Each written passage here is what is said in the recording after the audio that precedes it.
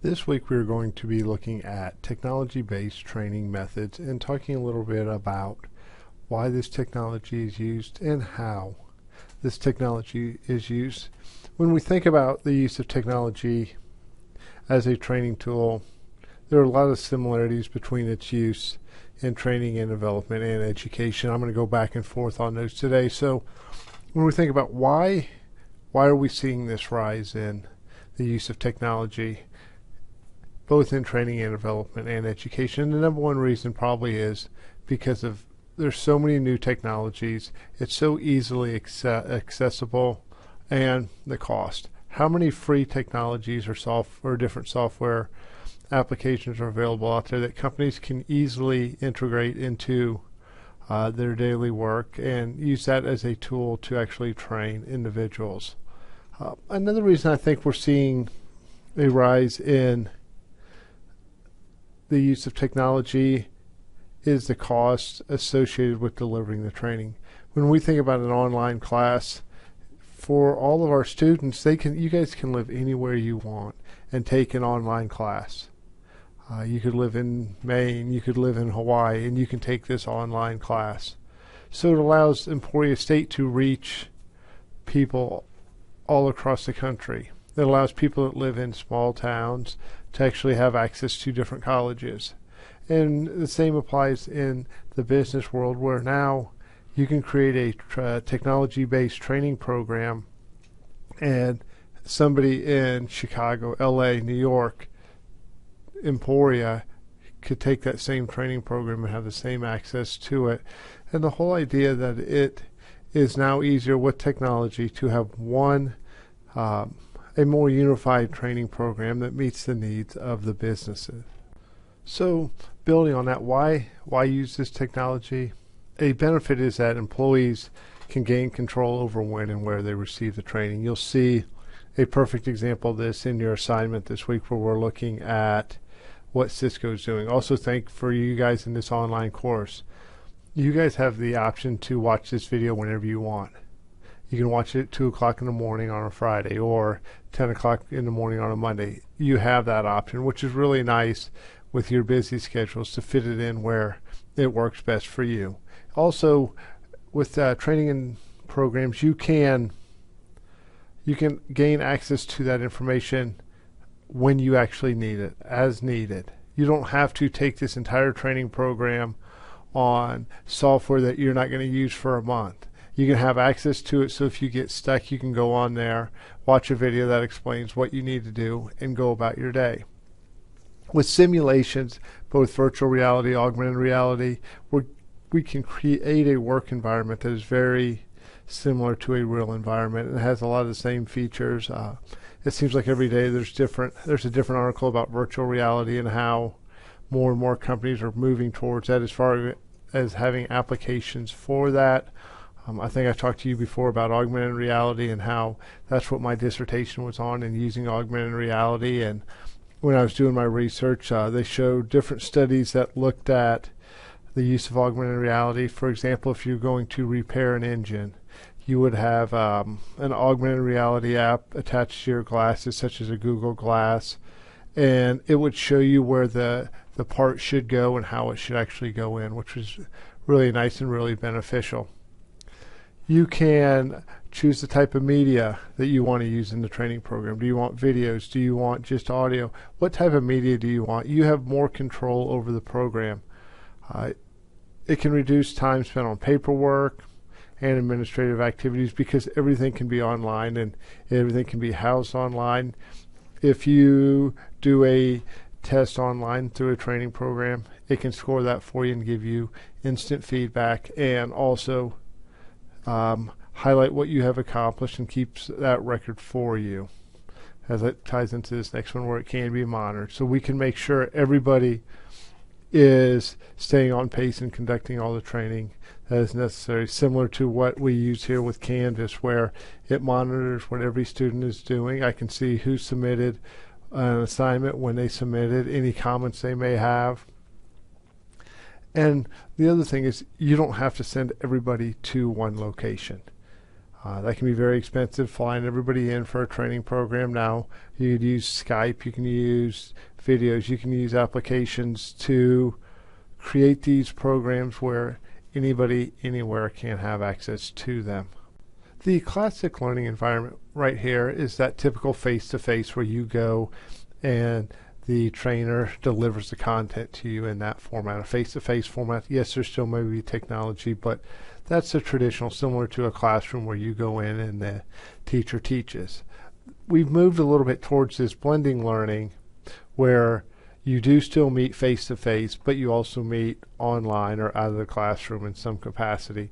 And there's definitely some promise to this. Obviously, I think the blending learning environment is more effective in education, where the students still are on campus and can come to class. It's a little more difficult when you're trying to bring in employees all across the country to make sure that you can get everybody there. And finally, we have the completely online format where technology drives everything. You still have access to experts. You can email, call, interact with them, but a lot of the learning is put on you, and you need to be active and you need to be motivated to do the learning. So these are three different environments that are all available, and depending on the situation and depending on your employees, you have to figure out which one is best for you. The book spends some time talking about different technologies that are used in training and development. We're going to go ahead and look at some of those. Starting off with the computer-based training, online learning, web-based training, e-learning. It's all pretty much the same thing and refers to the instruction and delivery of training, by a computer through the internet or the web. As we've talked previously, the good thing about this is that people can learn from anywhere at any time. The hard part about this is those employees need to be motivated and self-driven in order to complete the different training programs and stay on top of all their tasks. One of the things that is good about this is that it does allow you to collaborate with your peers in other locations. If your job is to build keyboards, you can talk to somebody in another part or another area of the company that works on keyboards or works on a component of the keyboards that you need information, which can be good depending on how they set up the programs. It's also nice because you can practice. You can receive feedback, which is always good to know what you did wrong, and a lot of times that feedback is instant. If you touch the wrong key, if you do the wrong command, whatever it may be, you'll get that instant feedback from us. Okay, that's what I did wrong. This is what I need to do the next time around. One of the real benefits of a lot of this online learning and web-based learning is social media and having access to wikis, blogs, microblogs, social networks, whatever else it may be. It's really good because what it does, it allows employees to interact and share ideas and learn from each other, which is always a good thing. If I have a question and I'm working on a keyboard, I'm creating a keyboard, I can ask someone else who's doing the exact same job as me, and they probably can have the benefit. Same way in a classroom, if you're struggling on a problem, sometimes it's better just to go to the student next to you and ask them, what do they do and how did they get that correct in order to figure out what is the right answer. And if not, you can always talk to the teacher, just like with using social media. You can contact the trainer or your manager and interact with them and get ideas back.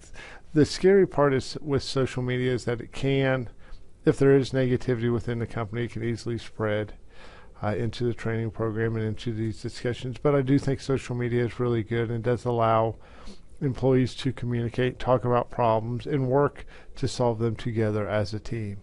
Next, we have simulations and games, which I think can be really good.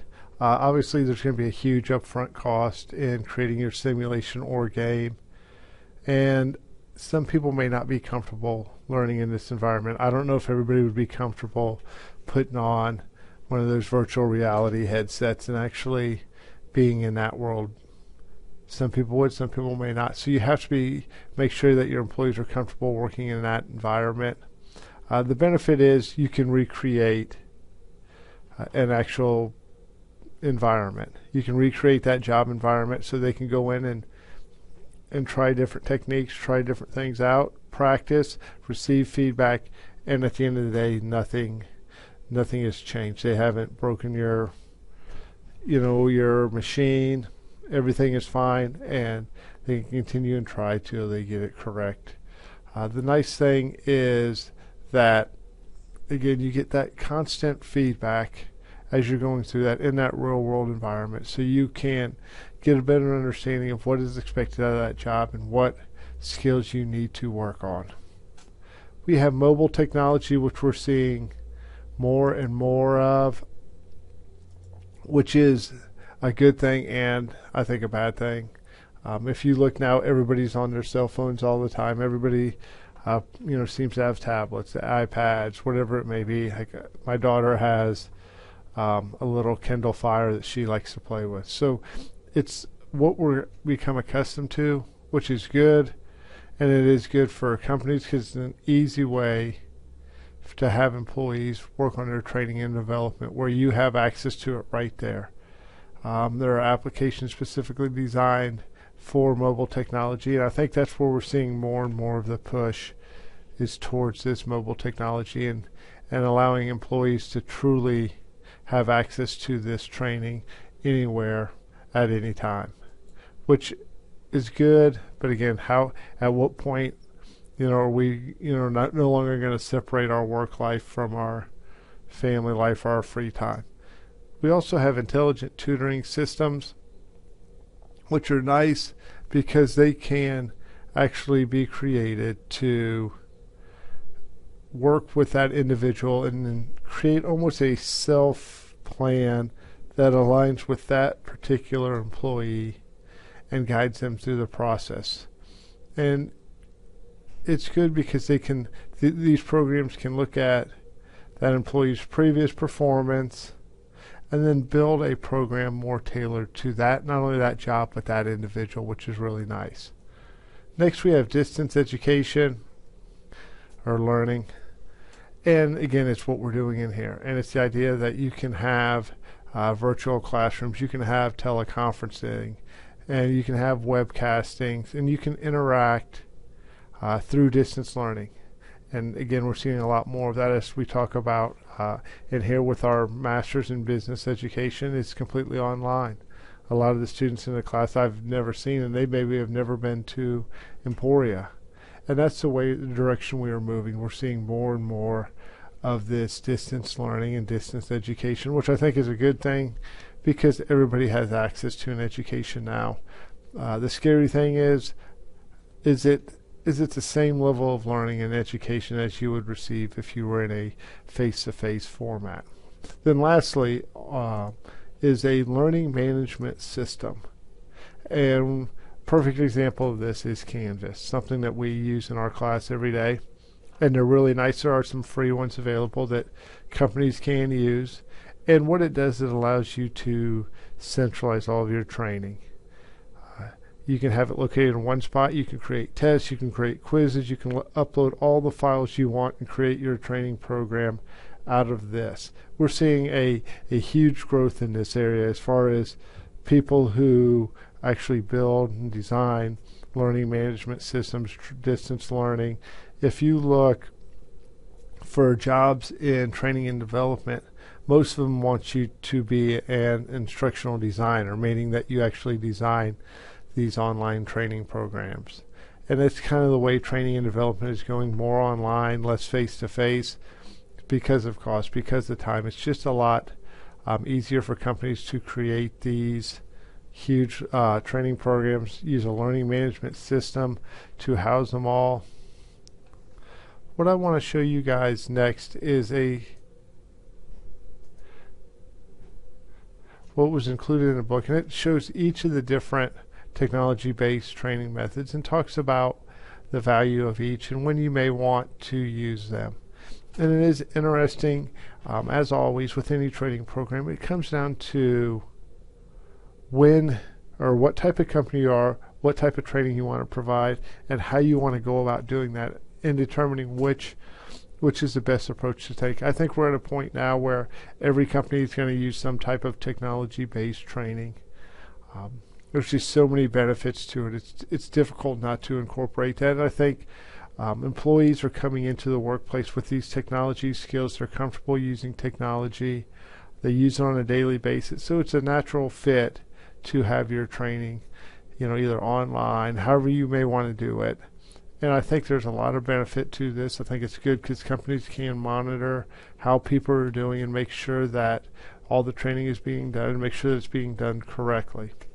So like I said, this just highlights different situations where you may want to use different technology-based training programs. Hopefully, after you read the chapter and you go through this lecture, you'll have a good understanding about the use of technology-based training programs or methods. It is something that you need to be aware of if you are interested in going into training and development, become proficient in the use of different technologies. And also this will help you address the issues that we'll see in our Cisco case.